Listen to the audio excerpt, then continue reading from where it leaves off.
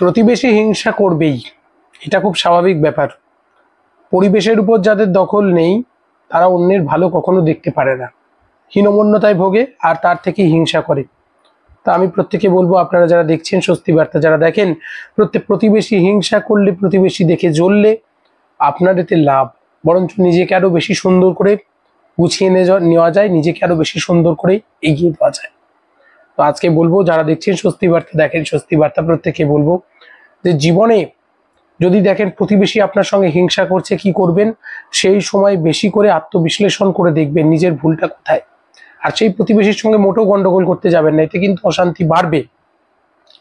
কেউ হিংসা করলে আমাদের চলার পথ কিন্তু আরো ভালো হয়, সবসময় মনে রাখবেন। আর যখনই কেউ হিংসা করছে তখন একদম ভয় পেয়ে যাওয়া নেই, এত ব্যতিব্যস্ত হওয়ার কিচ্ছু নেই, বরঞ্চ এইভাবে ভাববেন যে আমি অন্যের চেয়ে শ্রেষ্ঠ। নিশ্চয়ই আপনার মধ্যে এমন কিছু গুণ এসছে যা সেটা সে দেখে সহ্য করতে পারছে না, সে হিংসা করছে। আর কেউ হিংসা করলে কতগুলো কাজ করে, সেটা হচ্ছে আপনার ক্ষতির চেষ্টা করবে, দ্বিতীয় হচ্ছে আপনার বিরুদ্ধে, আপনার পেছনে আপনার বদনাম করবে। এই দুটো থেকে সাবধান। সুখে দুঃখে সমভাব। যারা জ্ঞানী ব্যক্তি তারা প্রশংসা শুনেও বেশি উল্লসিত হয় না, আবার বদনাম শুনেও অতিরিক্ত ক্রোধিত হয় না। আপনাকে এই জায়গাটা দেখতে হবে, অতিরিক্ত রেগে গেলে হবে না, মাথা ঠান্ডা করতে হবে। মাথা ঠান্ডা করুন। প্রতিবেশী হিংসা করছে, ঈর্ষাকাতর হয়ে বাজে কথা বলছে, হতে পারে। তা আমি বলবো একদম এগুলোকে গুরুত্ব না দিয়ে এগিয়ে চলুন। দেখুন আপনি জীবনে উপকার পাবেন। আর প্রতিবেশীকে সব কথা জীবনের বলতে নেই।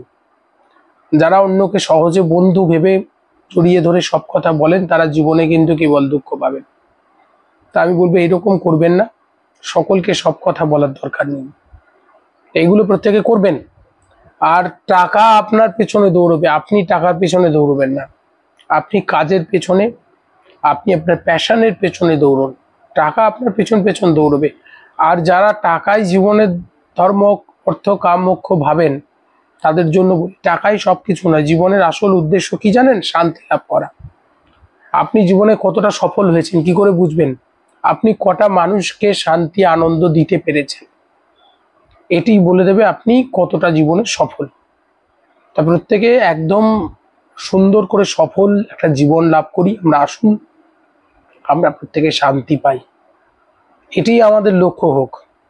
আর প্রতিবেশী যারা হিংসায় চলছে ওদের জন্য একটি লাইন, রবি ঠাকুরের লাইন, আমরা চলি সমুখ পানে কি আমাদের বাঁধবে, রইল যারা পিছুর টানে, কাঁদবে তারা কাঁদবে। তা ওরা কাঁদবে, আপনি ওদিকে তাকাবেন না, আপনি সামনের দিকে এগিয়ে যাবেন। আপনার জন্য ওদিকে তাকানোর জন্য আপনার সময় নেই।